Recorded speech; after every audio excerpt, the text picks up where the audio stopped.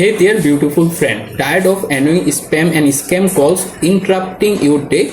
In this video, I'll show you how to turn on Samsung built-in spam and scam call protection in just a few simple steps. It's quick, easy and helpful. Keep unwanted callers away so you can answer your phone with more confidence every single day. Let's get started. First, take your phone, then open the phone app. This is the default caller app. I am using my Samsung phone. After the app is open, look at the top menu bar. Here you can find the three dots more symbol icon. Click to open them.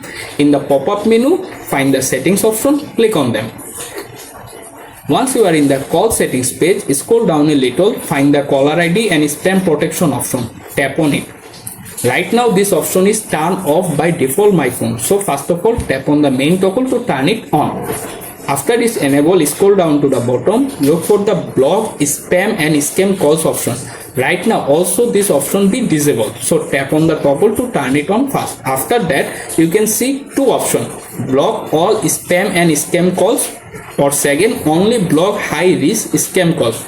I recommend choose the first option, block all spam and scam calls, and that's it. If this guide helped, please subscribe and like this video. Turn on notification for more simple Samsung tips and trusted Android tutorials.